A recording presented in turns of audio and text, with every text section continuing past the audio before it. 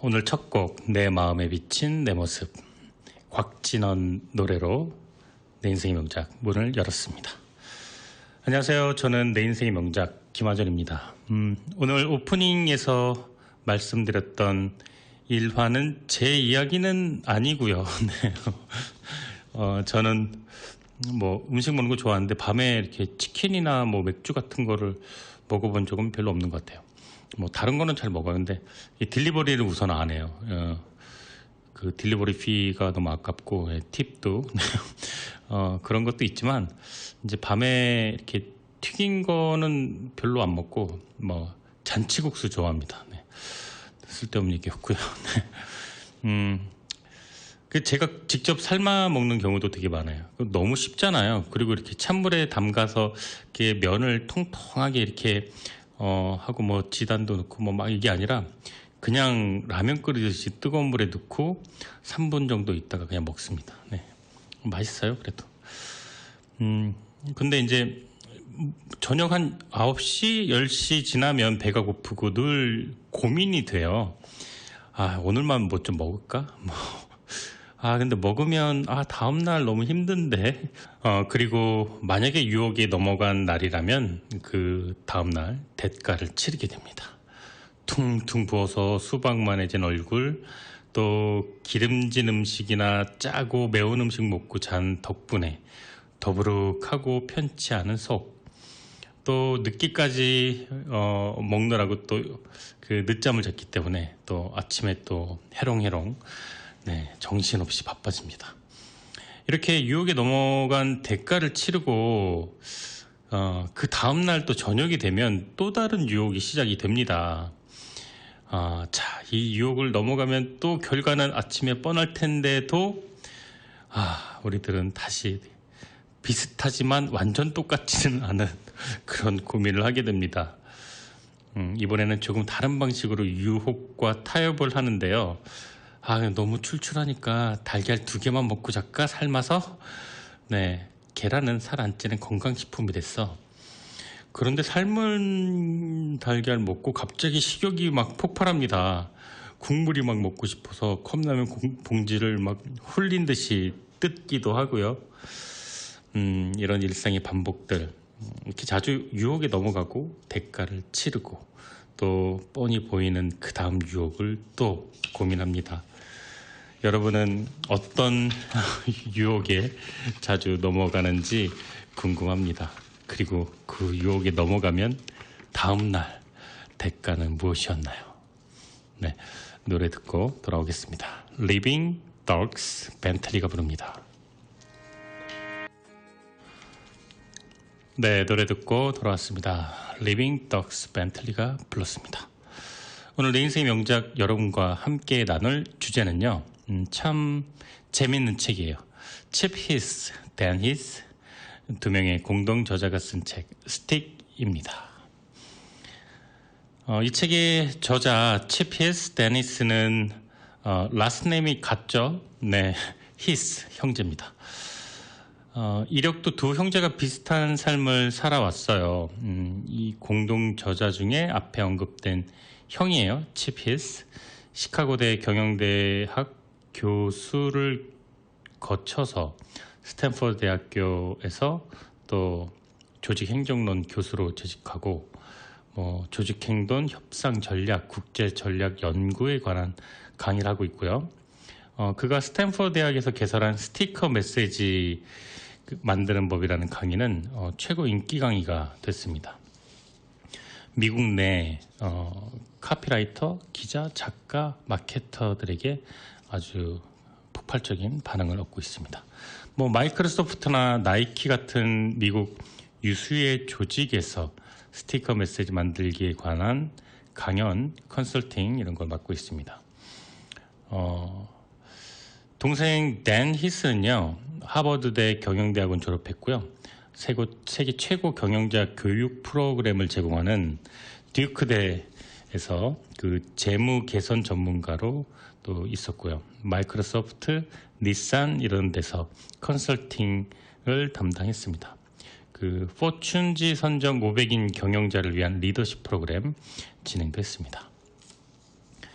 마케팅의 아주 이 동생은요, 마케팅의 특출난 능력을 발휘해서 정말 많은 홍보 캠페인을 성공으로 이끌었고, 미국에서 최고의 광고상이라고 할 수 있는 에디상, 또 뉴 미디어 인비전 상을 받았습니다. 현재는 듀크 대학교 케이스 센터에서 기업의 가치에 대한 연구를 하고 있습니다. 스티커 메시지 만드는 법이 이 책의 어떤 그 핵심 포인트인데, 참 재밌어요. 네, 재밌다는 말 자꾸 하는데요. 이 책 스틱은요, 비즈니스 3대 필독서로 불리우고 있습니다. 무려 28개 나라에서 출간된 게 아니라 베스트셀러가 된 책이기도 합니다. 아주 전설적인 이 두 용감한 형제. 네. 비즈니스계에서는 그 컨설팅 마케팅계의 미다스의 손, 두 형제니까 미다스의 양손이 되겠네요. 두 형제의 아주 가슴 쫄깃한 활약 함께 보시겠습니다. 자, 이 책 정말 아주 읽을 거리, 말할 거리, 들을 거리가 많은 책입니다. 자, 노래 듣고 돌아오도록 하겠습니다. 러블리 타운 그랜드 셰퍼가 부릅니다.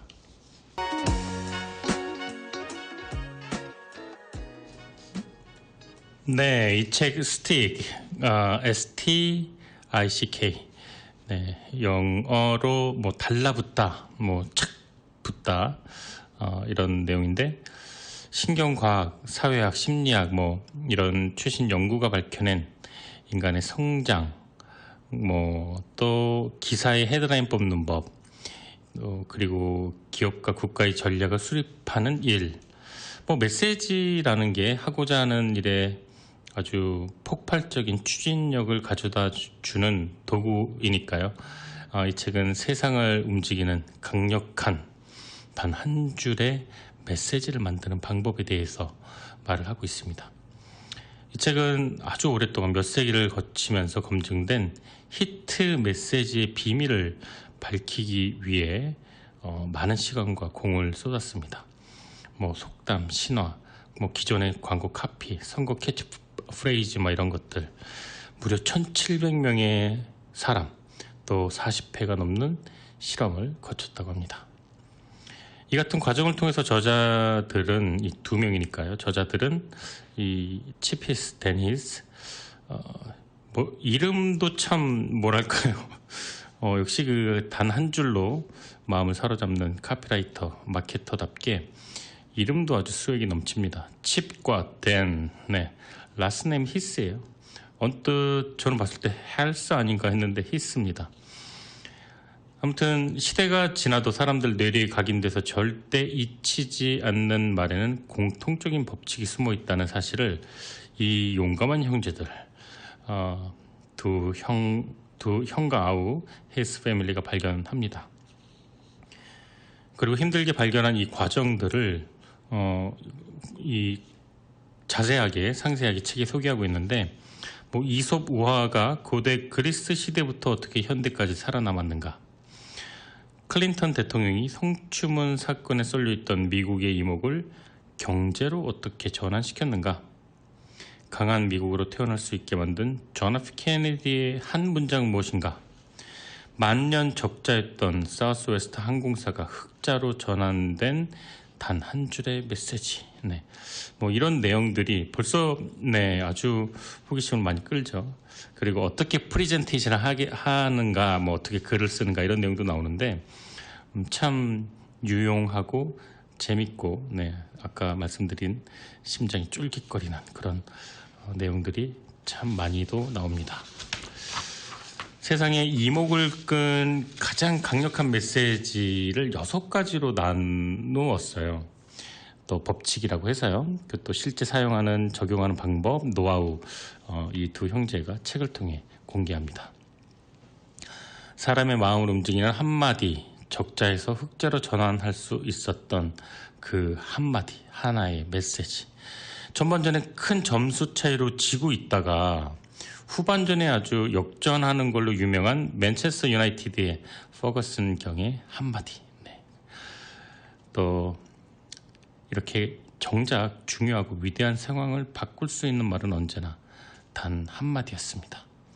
그리고 한마디가 스틱하게 착 달라붙는 네, 이 제목 그대로요.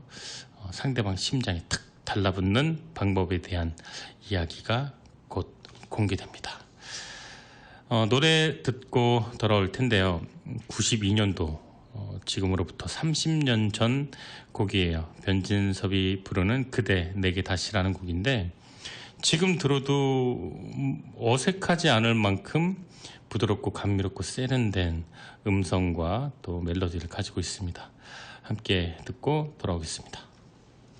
네, 변진섭이 부르는 그대 내게 다시 30년간 같은 목소리를 유지하고 있습니다. 심지어는 얼마 전에 TV 통해서 봤는데 외모도 크게 변하지 않았더라고요. 아니, 더 괜찮아지셨더라고요. 네, 예전에는 살짝 죄송스럽게도 이렇게 귀엽고 촌스러운 이미지가 강했다면 지금 그 얼굴 그대로 가니까 굉장히 동안에다가 또 센스도 있고 멋있어졌더라고요. 네, 변진섭 씨 청바지가 잘 어울리는 여자 그 노래도 기억나네요. 여러분은 지금 토요일 오후 5시부터 7시까지 진행되는 좋은 책과의 만남 내 인생의 명작 청취하고 계십니다. 저는 김하준이고요. 오늘 명작은 칩 히스, 댄 히스 두 명의 공동 저자가 쓴 책 스틱입니다. JF 케네디, 빌 클린턴, 소니, 디즈니랜드, 맥도널드 이 책에 직접적으로 언급된 스틱 단 한 줄의 메시지 아주 비약할 만한 발전이나 또 뭐 상황을 타개했거나 변화시켰거나 이런 인물이나 기업이 많이 소개가 됩니다. 저자는 이렇게 말합니다. 세상은 탁월한 메시지를 가진 사람이 승리한다. 왜 뭐 CEO들, 뭐 정치인, 뭐 작가, 뭐 셀럽들은 왜 이 책에 열광을 했을까요? 출판사 서평에 이런 글이 나옵니다. 93년도 이건희 전 삼성그룹 회장은 마누라와 자식 빼고 다 바꿔라. 네, 기억나시나요? 이 말이 저도 기억이 나네요. 네. 이 메시지로 삼성이 신경영을 주창했습니다. 다 바꿔라. 네. 이 원초적이고 파격적인 메시지는 한국 사회 전체에 커다란 이슈가 됐고 현재 삼성이 정상의 위치에 오를 수 있었던 강력한 구심점으로 작용했습니다. 또 김대중 전 대통령은 재임 당시 이석 우화에서 모티브를 얻은 햇볕 정책이라는 메시지로 복잡한 대북 정책을 아이들부터 노인들까지 쉽고 강력하게 전달할 수가 있었습니다.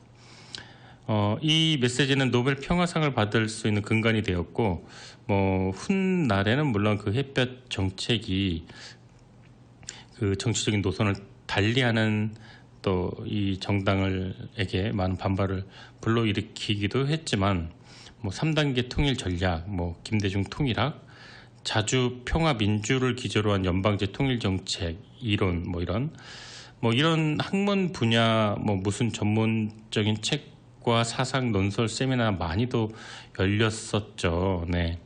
그런데 이 햇볕 정책 한마디로 모든 통일 관련된 이슈와 이념들을 설명할 수가 있었습니다.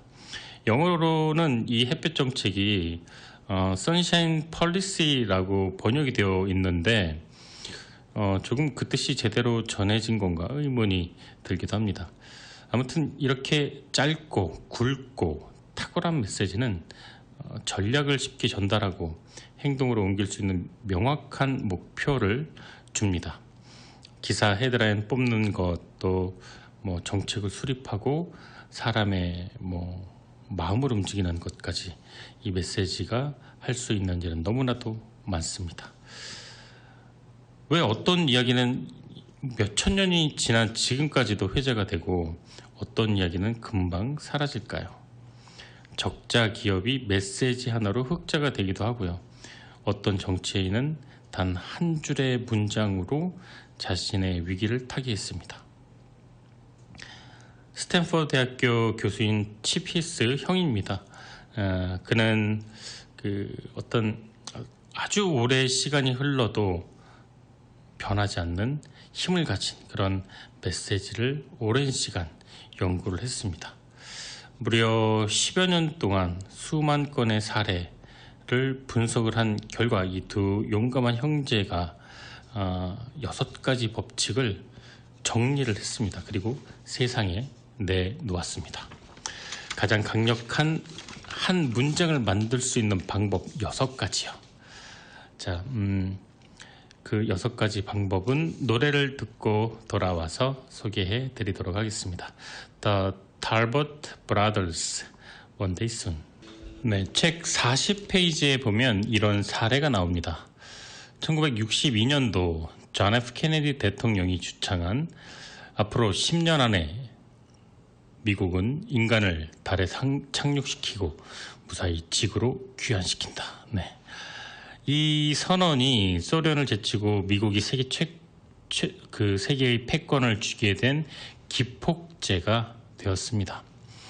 10년 동안 수백만 명의 행동에 아주 지대한 영향을 미친 이 메시지에는 다음에 6가지 법칙이 모두 녹아 있었습니다. 이 6가지 특성은 우리 뇌리에 착 달라붙는 스틱한 메시지를 만들기 위한 핵심 도구입니다. 전쟁터에 나가는 수백만 명 병사를 각기 다른 상황에서 움직이게 하기 위해서는 승리를 향한 가장 단순한 메시지가 필요하다.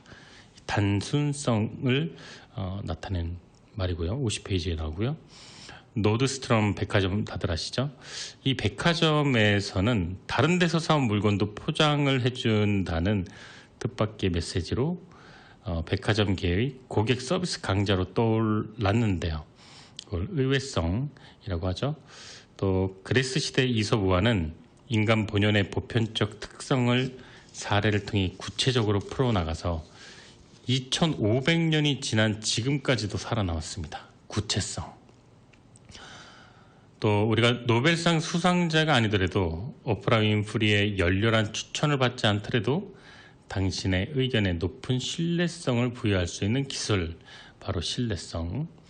감성에 적절히 호소하는 방법이 그 어떤 통계 수치보다 사람의 마음을 더 사로잡을 수 있다는 감성. 또 서브웨이 샌드위치를 먹고 이렇게 그 살이 빠졌던 스토리를 담은 광고가 나오는데요.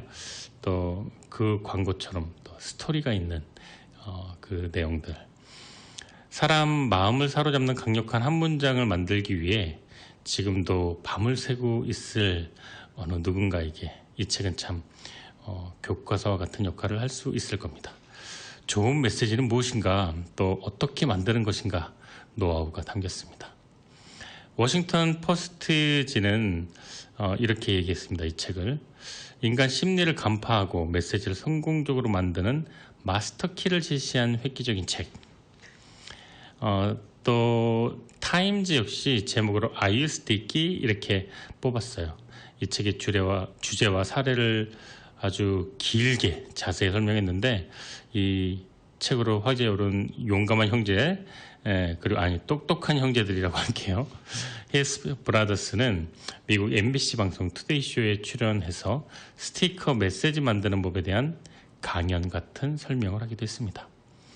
또 맥켄토시를 대중화시킨 애플의 마케터 가이 가와스키는 이 책을 두고 마케팅 원리 중 수세기를 거치며 검증된 불멸의 원리만을 담은 걸작으로 말을 했습니다. 현재 미국이 아니라 전 세계적으로 이 책은 메시지를 작성하고 마케팅에 관한 제3대 그 명책, 명저로 자리매김하고 있습니다. 자, 노래 듣고 돌아올 건데요. 그 김윤희라는 가수가 있어요. 예전에 그 이문세 씨랑 듀엣으로 소녀라는 노래를 불렀던 그 가수 맞히는 그런 비슷한 노래인가요? 그 어떤 프로그램에 나와서 저도 이제 알게 됐는데 노래를 정말 잘합니다. 네, 커버곡, 리메이크곡 가로수 그늘 아래 서면 김윤희의 목소리로 들어보시겠습니다.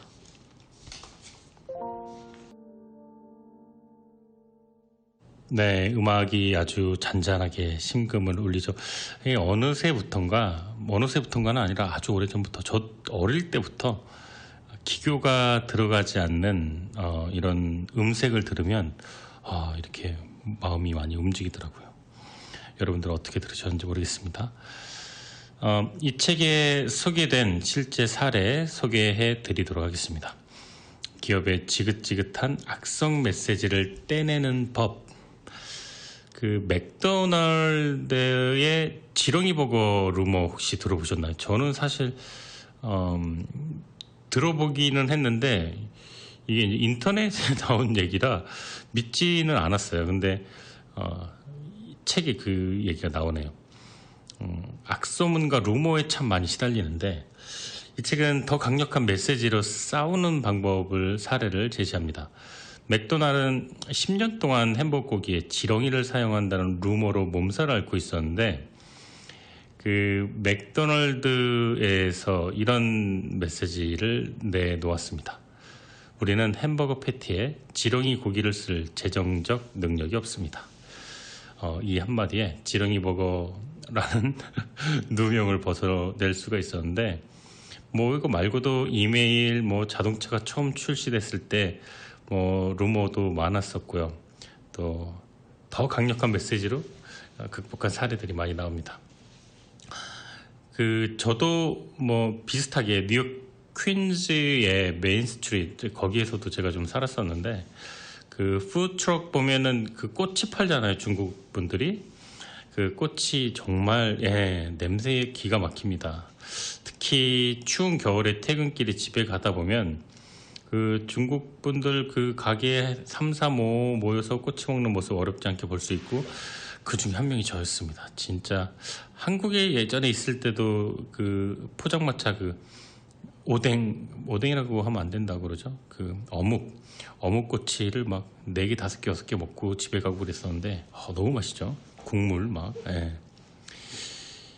그런데 그것도 굉장히 웃겨요. 그 옛날에 큰 간장통 하나에 수백 명이 그냥 다 찍어 먹었어요. 그거 어떻게 간염 안 걸리고 요즘 코로나 참 그때는 그랬습니다. 그냥 그 간장 종지 하나에 모든 사람들이 그 먹던 꼬치를 담궈서 먹었는데 근데 그게 문제가 아니라 그 꼬치가 1달러였어요 예전에. 그런데 그때 뭐 돼지, 양, 뭐 소 이런 그 꼬치 주문을 하면 그게 제가 정말 많이 들었던 루머가 그게 이제 고기가 비싸서 쥐고기로 만들었다는 거예요. 뭐 누구 말로는 여우고기라 그러고 누구는 뭐 쥐새끼라 그러고 막 그러는데 좀 찝찝하긴 했는데 그냥 이렇게 먹었긴.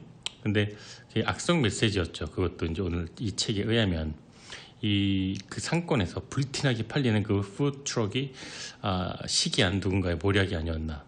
이 맥도날드에서 한 방에 그 루머를 종식시켰는데 우리는 햄버거 패티에 지렁이 고기를 쓸 재정적인 능력이 없습니다. 라고 했듯이 마찬가지로 쥐를 잡아서 고기를 바르고 꼬치를 만든다는 게 그게 말이 됩니까? 그 고기가 나옵니까? 그런 수고보다 넉넉하게 고기 나오고 값도 싼 뭐 소, 닭, 뭐 돼지 얼마나 많습니까? 더 값싼 재료가 많은데 굳이 잡기도 힘든 그거를 잡아서 그러기에는 좀 힘들겠죠. 또 청중 뇌리에 붙이는 스티커 프레젠테이션 방법이라는 부제로 이런 글이 나와요. 마이클 무어는 영화 시코에서 건강보험 체제에 대한 데이터를 들이밀기보다 사고로 2 손가락을 잃은 사람이 수술비가 없어서 하나는 살리고 하나는 포기해야 하는 그런 이야기를 시작부터 보여주고 있습니다. 저자는 이제 프레젠테이션 하는 방법에 대한 조언도 아끼지 않는데요. 자료나 숫자, 뭐 통계 데이터는 이제 그만. 저도 프레젠테이션 많이 하는데, 그것보다 프레젠테이션에서 가장 중요한 것은 스토리와 사례이다. 그것을 제시하지 않으면 프레젠테이션 아무도 듣지 않는 공연물이다. 이렇게 이야기를 하고 있습니다. 자, 노래 듣고 돌아와서 내용 이어가도록 하겠습니다. 찰리 푸스 어텐션. 어째서 어떤 메시지들은 성공하는 반면 다른 것들은 실패하는가? 이 책 스틱의 저자 댄 히스, 칩 히스 형제는 이 위에 질문을 가지고 10년 동안 수천 개의 스티커 메시지를 연구하고 조사했는데 그래서 제가 앞서 언급했던 것처럼 사람들 뇌리에 스티키하게 착 달라붙는 스티커 메시지의 원리 6가지 법칙을 발견했는데요. 이 스티커 메시지의 특성을 이해하고 우리가 그 메시지에 어떤 변화를 준다면 타고난 창의성과는 아무런 상관없이 어떤 메시지든 사람들 뇌리에 스티키하게 탁 붙일 수 있다라고 말을 합니다. 재밌는 표현은 창의성은 타고나는 것이 아니다. 창의성은 노력과 연구와 연습으로 충분히 어마어마하게 발전될 수 있다라고 얘기합니다. 자, 다시 한번 이제 그 스티커 메시지 6가지 법칙 살펴볼게요. 첫 번째 원칙, 단순함인데요. 강한 것은 단순하다라는 부제가 있습니다. 두 번째는 의외성, 듣는 이의 추측을 망가뜨려라. 자, 세 번째는 구체성입니다. 지식의 저주를 깨뜨리는 법. 이 부분은 아주 두 저자가 열정적으로 많은 설명을 해놓은 챕터입니다. 네 번째, 신뢰성, 대중들을 당신의 말을 믿게 만들어라. 원칙 5개, 감성이 담긴 메시지는 사람들을 행동하게 만든다. 6가지, 스토리, 사람들 머릿속에 생생히 그려지도록 말한다. 네, 이 6가지 주제를 가지고 우리 2부 순서에서는 조금 더 심도 깊게 이야기를 나눠보려고 합니다. 1부 순서는 여기서 마치고요. 잠시 후에 6시 2부 내 인생의 명작으로 저는 다시 돌아오도록 하겠습니다. 1부 끝곡으로 You Got a Friend, 캐롤 킹 노래 들으시고 저는 2부에서 다시 등장하겠습니다.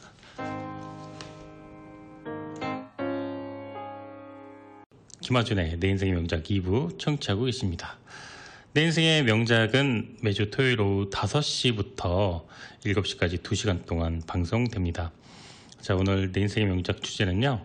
칩 히스, 댄 히스 두 명의 공동 저자가 쓴 책 스틱입니다.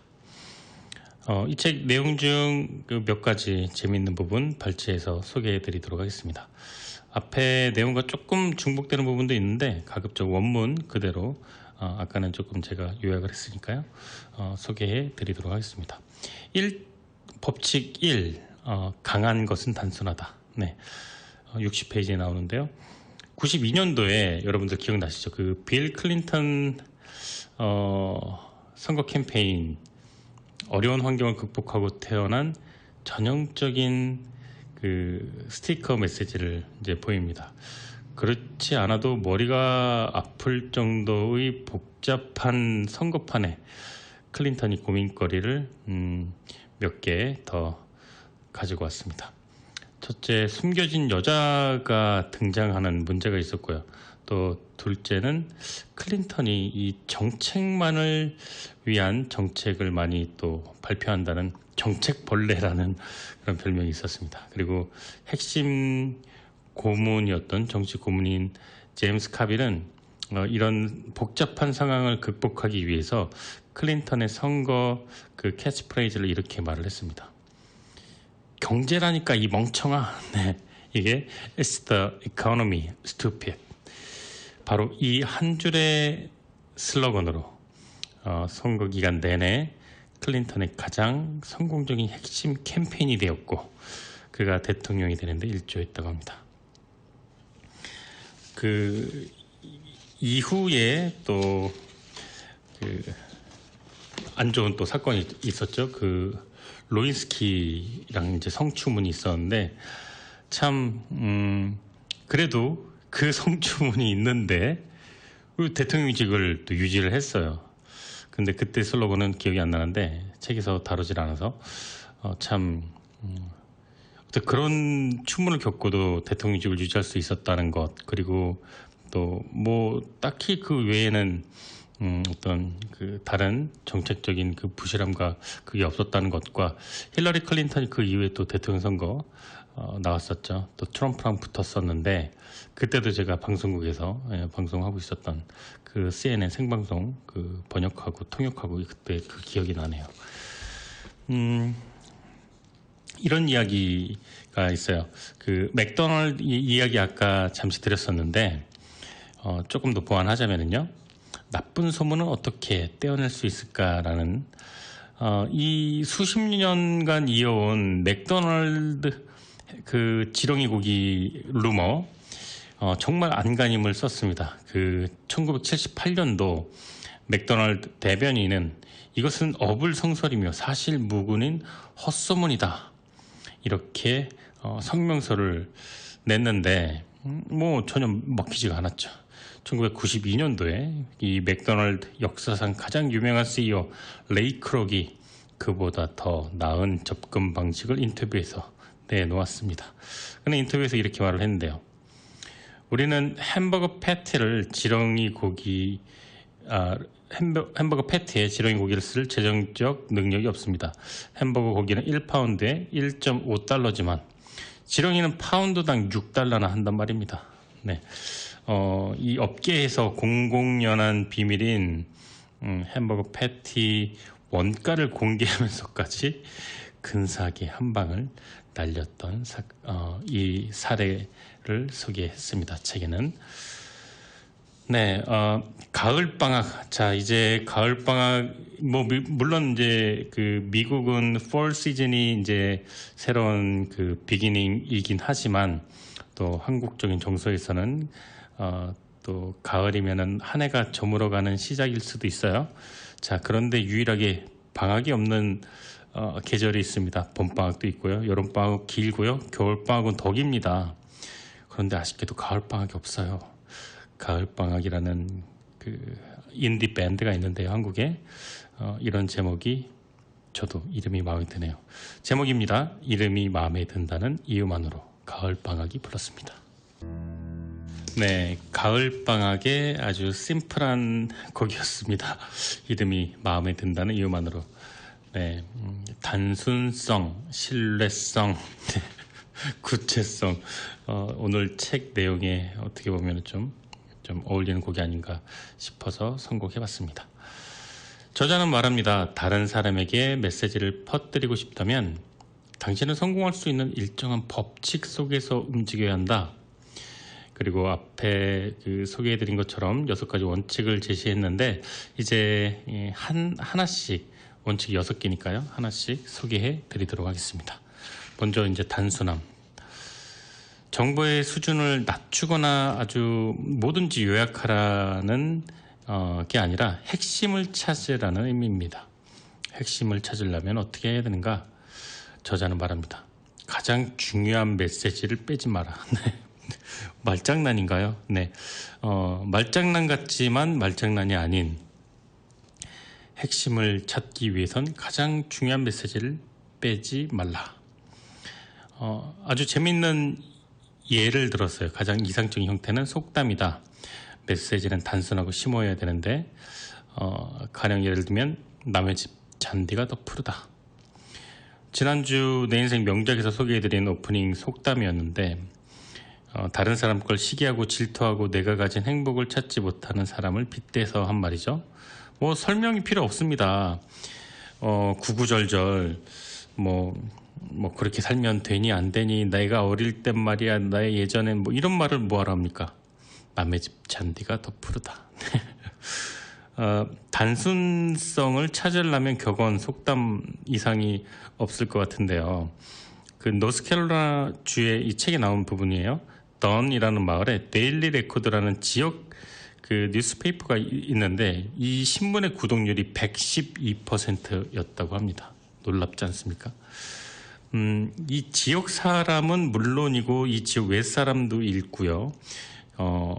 이유는 무엇일까요? 이 신문사 CEO의 아주 고집스러운 단순함이 있는데 그것은 지역 사람의 이름을 신문에 실는 거였습니다. 지역 주민의 이름을 실기 위해서라면 지명까지 늘리는 걸 마다하지 않았다고 하는데, 어떤 특종만큼이나 중요한 게 이 CEO는 지역 주민들의 이름으로 아주 고집을 부렸는데요. 예를 들어서 김아무개 씨 나무에 사과가 열렸다. 최아무개 씨 둘째 딸이 아들을 낳았다. 뭐 이런 단순함이 112%가 넘는 구독률을 만들었다고 합니다. 물론 뭐 작은 마을 신문이니까 가능했겠지만, 단순히 한 사람의 이름을 언급해 주는 것, 단순히 하나의 메시지를 반복해 주는 것, 인간은 죽을 때까지 지켜야 할 세 가지 태도가 있다. 첫째도 친절, 둘째도 친절, 셋째도 친절. 네, 뭐 이런 식으로 말이죠. 단순함이 최고의 뇌리에 박히는 각인이 된다고 하죠. 애플의 초기 슬로건이 Simple is the best였죠. 단순함이 최고입니다. 이 책에서 강조하고 있는 첫 번째 스티커 원칙은 바로 단순함이었습니다. 노래 듣고 돌아올게요. 그레이시 에브라함이 부르는 곡 21 함께 듣겠습니다. 네, 아주 분위기 넘치는 곡 그레이스 에브라함의 21 듣고 들어왔습니다. 자, 원칙 두 번째, 우리가 스티키한 메시지를 전달하는 방법. 네, 어떻게 사람들에게 당신의 이야기를 각인시킬 수 있는가? 자, 두 번째 이야기는요, 의외성. 사람들의 관심을 받고 싶다면 놀라게 하라. 패턴을 깨뜨려라. 놀라움을 느끼려면 예측할 수 없어야 한다. 그러나 놀라움 감정은 오랫동안 지속되지 않는다. 네, 이런 얘기가 있습니다. 흥미와 호기심을 자극하려면 어떤 관심을 지속시켜야 되는데, 사람은 어떨 때 흥미를 보일까요? 호기심이 흥미를 유발하겠죠. 호기심은 지식의 공백을 느낄 때 발생한다고 하는데요. 로벤스타인은 그러한 공백이 고통을 이야기한다고 했습니다. 예를 들어서 당신은 김아준을 안다. 그러나 여기 김아준을 모르는 사람이 있다. 네. 놀랐습니까? 패턴을 깨뜨리는 건 뭐 예측할 수 없는 거. 이게 좀 생뚱맞나요? 제가 예문을 잘못 들은 것 같기도 한데, 뭐 예를 들면 당신은 모든 인간이 눈이 두 개라고 생각하십니까? 하지만 여기에 그렇지 않은 사람도 있습니다. 네, 이거 더 괜찮네요. 의외성이 있어야 사람들의 관심과 이목을 끌고 호기심이 흥미를 유발하게 되겠죠. 인기 있는 동화들은요, 늘 의외성과 반전, 위기가 있습니다. 그래서 아이들을 놀래게 합니다. 성공한 동화책 모두 의외의 요소들이 있고요. 매 장마다 다음 장면에 어떤 상황이 벌어질지 호기심을 유발합니다. 단지 호기심을 유발하는 것 자체만으로 성공입니다. 호기심은 왜냐하면 관심을 지속시킬 테니까 말이죠. 또 의외성은 집중력과 몰입을 고조시키고요. 기존의 패턴에서 근데 벗어나야 되겠죠. 상식의 범위를 벗어나야 될 겁니다. 기존과 다른 패턴이 나오면 사람의 관심을 끌 수 있고요. 뭐 예를 들어서 이렇게 알뜰살뜰하게 열심히 돈을 모으던 김아무개 씨는 50세 생일날 미국 라스베가스로 원정 도박을 가게 됩니다. 뭐 이런 거. 아주 비유가 죄송하네요. 원정 도박이라고 하지 말고 50세 생일날 라스베가스로 꿈에 그리던 1년짜리 자기만을 위한 백팩 여행을 하게 됩니다. 그리고 그때 우연히 들린 카지노에서 100만 달러라는 잭팟이 터집니다. 뭐 이렇게 가는 거죠. 의외성이 필요하다는 거죠. 저자는 이렇게 얘기해요. 아무리 재미없는 영화라도 결말이 궁금해서 2시간 동안 참는 게 인간이다. 네. 말을 참 재밌네요. 네. 처음에 대중의 관심을 만들어낸다면 그 이후로는 호기심 때문에라도 눈을 떼지 못할 것이다. 그런 거 있죠. 요즘 훅업 한다나 그러죠. 낚시질하는 기사. 손흥민보다 빨리 달린 선수 이렇게 나온 기사도 있었고, 또 비아냥대는 뭐 어떤 선수를 보고 비아냥대는 눈초리도 있었고, 근데 다 클릭해 보면 다른 얘기예요. 근데 그거는 정말 양심에 손을 얹고 말이죠. 우리 기자님들 그러시면 안 됩니다. 네, 클릭해서 후회하고 이 한숨 쉬었던 게 한두 번이 아닙니다. 그건 의외성이 아니라 그거는 조잡성. 예, 이렇게 이제 강력하게 말씀드릴 수가 있습니다. 그렇게 하면 어떤 기자로서 앞으로 정말 대기자가 되기 위한 방법 중에 하나는 아니지 않나 생각됩니다. 그런데 클릭 수가 그렇게 중요하대요. 요즘 이제 페이퍼 신문이 저무는 시기이기도 하니까 인터넷 신문에서는 아무래도 클릭 수가, 조회수, 구독 수가 회사에서는 또 중요한 광고와 연결되는 부분이 있다고 합니다. 자, 그래도 그러면 안 되죠. 예, 직업 윤리를 가져야 되겠죠. 자, 그런 방법 중에 하나가 추리소설 기법인데, 미스터리를 하나씩 푸는 형식으로 이어진다면 집중력은 자연스럽게 따라오는데, 상식적이지 않은 내용으로 상식적인 사람을 이제 관심을 끄는 거죠. 예를 들어서 노드스트롬 백화점의 철학은요, 효율성을 희생하는 한이 있어도 고객을 행복하게 하라였는데, 신입사원에게 철학을 이해시킬 때 예상 밖 스토리를 활용했습니다. 예를 들어서 그날 오후 중요한 회의가 있는 고객을 위해 새로 산 셔츠를 다람질해 준다. 네, 뭐 백화점에서 셔츠를 다려주고요. 네, 또 경쟁사인 메이시스 백화점에서 산 선물까지 포장해 준다. 네, 또 파티 준비하느라 정신없는 여자 주인에게 파티가 시작되기 직전에 드레스를 배달까지 해준다. 네, 또 이런 경우도 있었다죠. 타이어 체인을 가져온 고객에게 두말 없이 환불해달라는 고객이 환불을 해줬다고 합니다. 그래서 감탄스러운 점은 노드스트롬 백화점에서는 타이어 체인을 판매하지 않았다고 합니다. 이게 사실이라고 하는데 효율성보다 서비스를 강조하라라는 사례로 나오는데 조금 과하지 않나.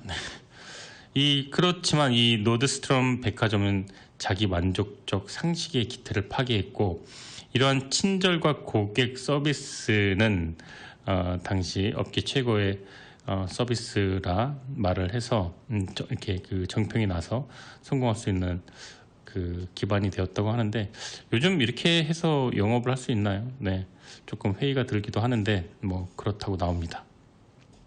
이 사례가 또 어떻게 보면은 이런 사례가 있었다라는 현상과 그것을 통한 본인의 어떤 이념, 법칙 두 번째 의외성을 제시하기 위한 방법이니까요. 그렇게 이해를 하고 있습니다. 자, 노래 듣고 돌아오도록 하겠습니다. 정승환이 부르는 곡 보통의 하루 함께 듣겠습니다. 네, 정승환의 보통의 하루, 아주 감미로운 곡 듣고 돌아왔습니다. 세 번째 원칙, 구체성에 대한 이야기 시작하겠습니다. 메시지를 명확하게 만들려면 어떻게 해야 할까요? 선천적 스티커 메시지는 구체적이고 상세한 이미지로 가득 찹니다. 왜냐하면 우리 두뇌 구조가 구체적인 정보를 기억하도록 만들어졌기 때문인데요. 2500년 전에 만들어진 이솝 우화는 굉장히 구체적이죠. 일리아드 오디세이도 구체적인 행동만으로 구성되어 있습니다. 구체성은 어떻게 우리 메시지를 착 달라붙게 만들까요? 해답은 기억력의 속성에 있다고 합니다. 서로 다른 기억들은 각기 다른 금고안에 분류되고, 우리 두뇌는 상상도 못할 만큼 무수한 고리가 있어서 많은 갈고리가 달려있는 메시지일수록 우리 기억에 착 하고 달라붙기 쉽기 때문입니다. 추상적인 표현을 하면은 잘 기억이 안 나는데 구체적인 표현을 하면 기억이 잘 납니다. 숫자로 표현했다고 그게 구체적으로이라고 할 수 있는 게 아니라 구체성은 머리로 상상이 가능한 걸 말할 때 그것을 구체성이 있다, 구체적이다 이렇게 얘기를 합니다.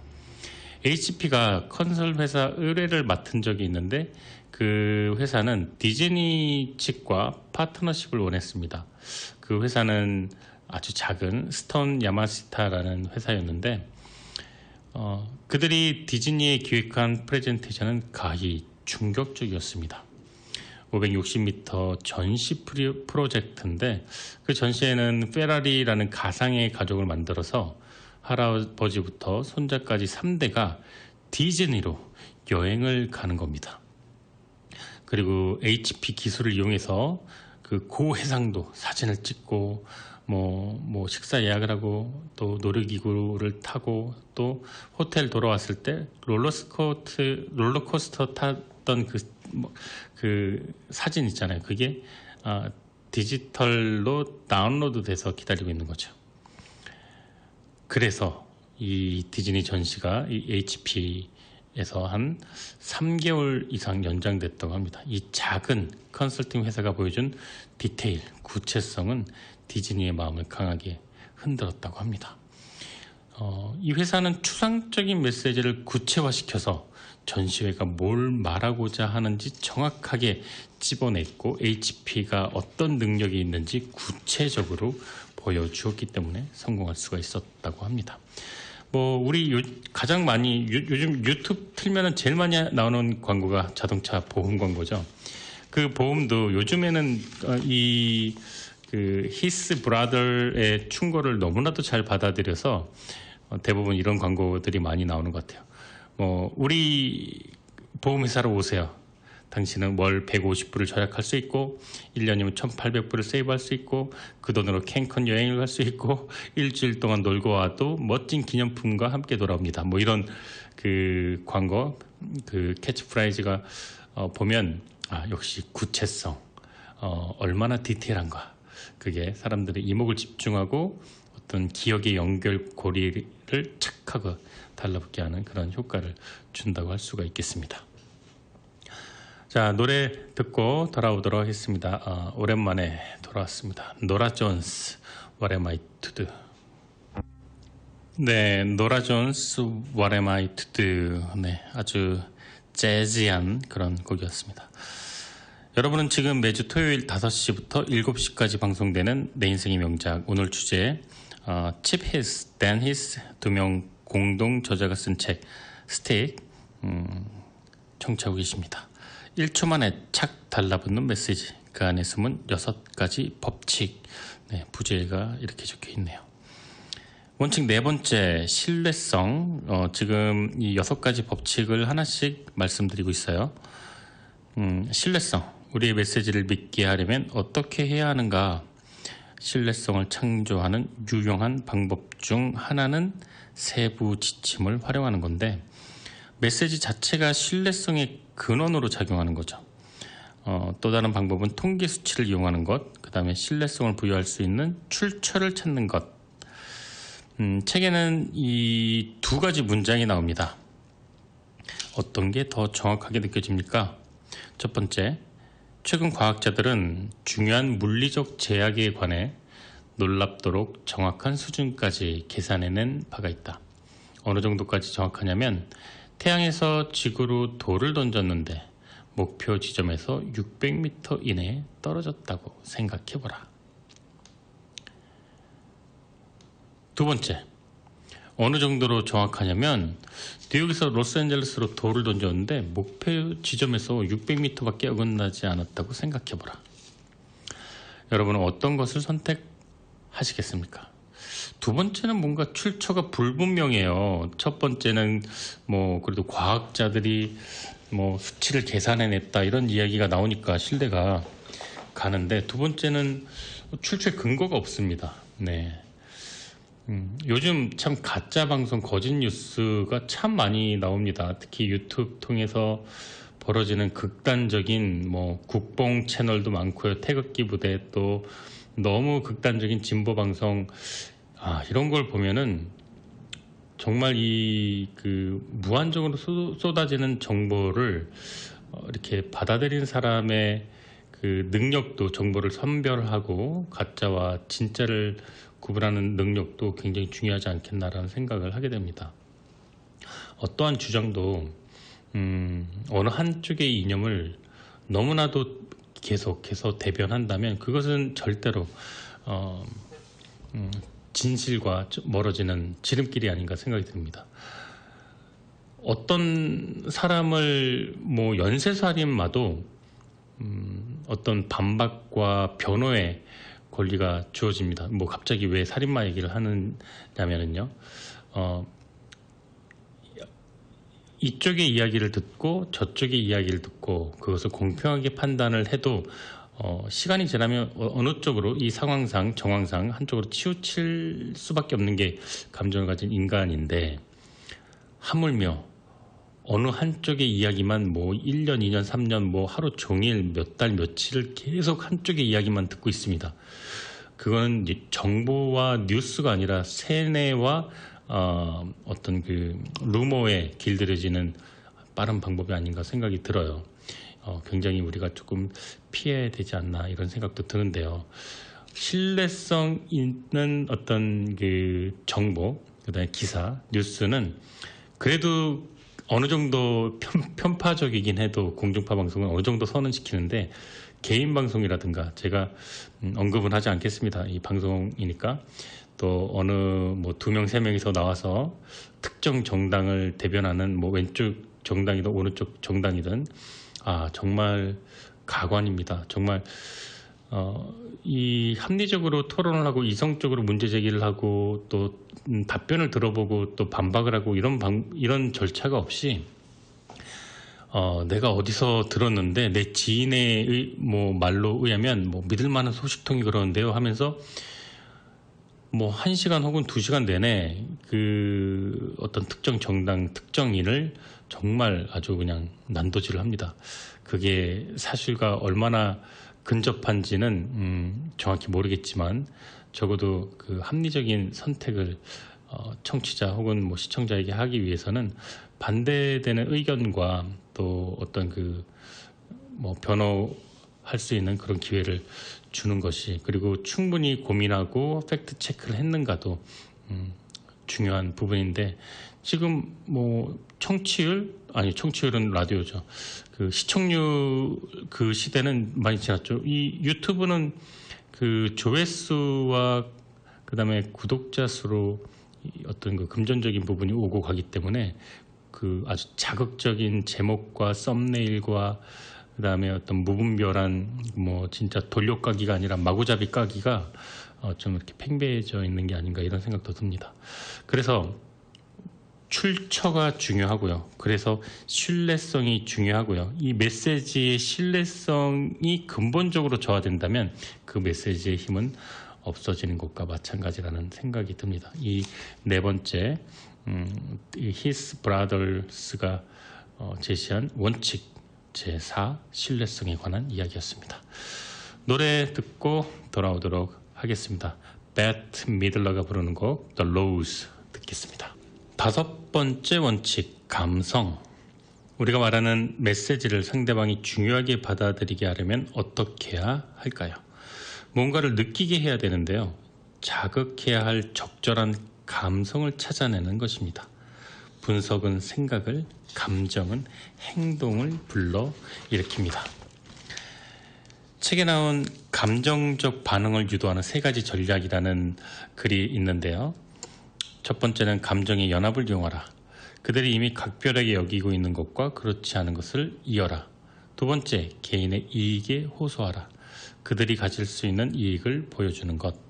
세 번째, 정체성을 자극하라. 각별히 여기게 하라. 사람들이 가장 중히 여기는 것은 자기 자신이다.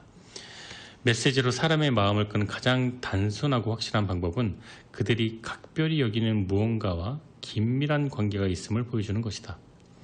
광고가 실패하는 가장 큰 이유는 광고주가 자신의 능력이 도취된 나머지 우리가 왜 그걸 사야 하는지 이유를 말해주길 깜빡한다는 것이다. 광고계에서 가장 오래된 격언은 혜택 중의 혜택을 소리 높여 외치라는 것이다. 달리 말해 전기 드릴을 사는 게 아니라 아이들이 그림을 걸 수 있도록 벽에 뚫린 구멍을 사는 것이다. 저는 이 문구가 참 크게 다가왔는데, 전기 드릴이 얼마나 강력하고 튼튼하고 잘 만들었는지 어필하는 것보다 아이들이 그림 걸 수 있도록 벽에 구멍을 내는 도구, 정말 마음을 흔드네요. 제가 얼마 전에 전시회 그림 그리기 때문에 이제 취미로 그림을 그리는데 뉴저지에서 했어요. 근데 그때 손으로 스크류 드라이버 해가지고 이렇게 막 진짜 그 힘으로 막 못을 박는데 갤러리 사장님이 전동 드라이버를 주셨는데 너무 쉽게 했거든요. 이런 것도 좋을 것 같아요. 당신의 그림을 안전하게 거세요. 전동 드라이버. 네. 기부금 모집할 때 아프리카 전체 빈민상을 보여주는 것보다 한 아이의 상황을 구체적으로 나타냈을 때 평균 기부금 액수가 더 높았다고 합니다. 또 태국 광고 여러분들 혹시 보신 적 있으세요? 국제 광고상에서 태국은 늘 언제나 두각을 나타냅니다. 유튜브에서 태국 광고 이렇게 한번 검색해 보세요. 그냥 아무거나 유튜브에서 이제 태국 광고를 입력을 하면은 뜨면 한 3, 4분 정도 보고 있으면 눈물이 나옵니다. 눈에 뭐가 끼었을 때, 네, 눈이 막 따가운데 막 불어도 안 되고 불어줄 사람도 없을 때, 그때 우리는 태국 광고를 보면 됩니다. 네, 감정에 호소하고 감성적인 어떤 광고는 태국 따라갈 수 있는 나라가 많지 않은 것 같습니다. 마지막에는 또 뭐 공익 광고, 뭐 제품 선정 이런 것도 나오는데 정말 그 메시지는 동의할 수밖에 없는 그런 강력한 힘이 있더라고요. 메시지의 공감과 감성을 실른다면 정말 성공 확률이 많이 높아지는 것 같습니다. 자, 오늘 그 노래 듣고 이제 6번째 제목은 스토리입니다. 자, 로제가 부르는 곡인데요. 기억을 걷는 시간, 넬이 부르는 곡을 로제가 다시 불렀습니다. 함께 들어보시죠. 아주 음색 깡패답게 음색이 아주 좋습니다. 네, 아주 음색이 너무 좋습니다. 자, 6번째 마지막 원칙은 이야기입니다. 스토리. 우리가 말한 메시지대로 상대방이 행동하게 하려면 어떻게 해야 될까요? 이야기거리가 있으면 사람들의 마음이 움직입니다. 스토리. 근데 이 스토리의 힘은 이중적이라서 그것을 어떻게 제공해야 어떤 그 영감을 받고 또 행동하게 만드는지 또 달라진다고 하는데요. 이 두 개의 장점을 모두 그 시뮬레이션과 영감이 행동을 초래한다는 점을 주목해야 한다고 저자는 말합니다. 이야기는 사람을 고무시키고 자극시키는 위력을 가지고 있고요. 시나리오계의 대가 로버트 맥키는 엄청난 양에 달하는 스토리들을 검토한 후에 3개의 기본 플롯이 존재한다는 결론을 내렸습니다. 첫 번째는 도전 플롯, 다윗과 골리앗, 난관과 시련을 극복하는 내용인데요. 우리가 행동하도록 격려합니다. 두 번째는 연결 플롯인데요. 선한 사마리아인의 법칙입니다. 다른 사람들과의 관계에 가는 것인데 인종, 계급, 종교, 문화 뭐 이런 스토리입니다. 창의성 플롯, 사과와 만류 인력의 법칙, 정신적인 돌파구를 발견해서 오랫동안 풀리지 않았던 수수께끼를 해결하거나 또 참신한 방법으로 문제를 공략하는 것. 이 창의성 플롯은 우리가 무언가 다른 일을, 무언가 창의적이고 새로운 접근법을 시도하고 싶도록 만듭니다.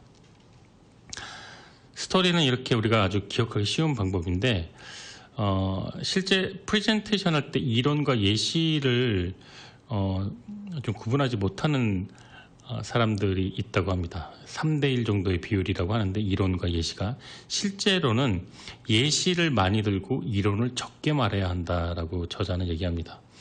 왜냐하면 이 스토리가 더 기억이 잘 남기 때문이죠. 이론은 간략하고 핵심적인 포인트만 내는 거죠. 대부분의 프레젠테이션이 기억에 남지 않는 이유가 바로 이론이 길고 스토리가 짧기 때문이라고 합니다. 또 서브웨이가 관련된 스토리가 있는데 190kg 몸무게 가진 사람이 서브웨이 샌드위치만 먹고 100kg를 감량했다라는 이 스토리가 있었는데 이 본사에서는 이거를 거절했다 그래요. 패스트푸드이기 때문에 다이어트보다 맛에 집중을 해야 되기 때문에 뭐 90kg, 뭐 100kg 빠진 것보다 맛에 승부해야 된다라고 했는데 광고 회사는 돈도 안 받고 이야기를 통해 광고를 만들었고 역시나 대박이 났다고 합니다. 서브웨이가 아주 통쾌하게 팔린 거죠. 이것은 바로 이 어떤 뚱뚱한 사람이 서브웨이만 먹고 100kg를 감량했다라는 이 이야기가 대중의 심금을 울렸기 때문입니다.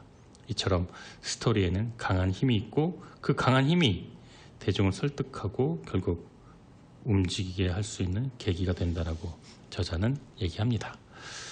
노래 듣고 돌아오겠습니다. Slow Fly가 부르는 Barefoot 함께 듣겠습니다. 네, 여러분은 지금 좋은 책과 좋은 음악이 있는 곳 김하준의 내 인생의 명작 2부 청취하고 계십니다. 내 인생의 명작은 매주 토요일 오후 5시부터 7시까지 2시간 동안 방송됩니다. 오늘 내 인생의 명작 주제는요. 1초 만에 착 달라붙는 메시지, 그 안에 숨은 6가지 법칙이라는 부제가 있는 칩 히스, 댄 히스, 이 두 명의 형제 공동 저자가 쓴 책 스틱이었습니다. 매주 만나는 한 권의 책이 우리 인생을 조금 더 풍요롭고 행복하게 만들어 줍니다. 저는 지금까지 김하준이었고요. 오늘은 끝곡 없이 이렇게 제가 이야기가 좀 많았어요. 죄송합니다. 마무리해야 될 것 같습니다.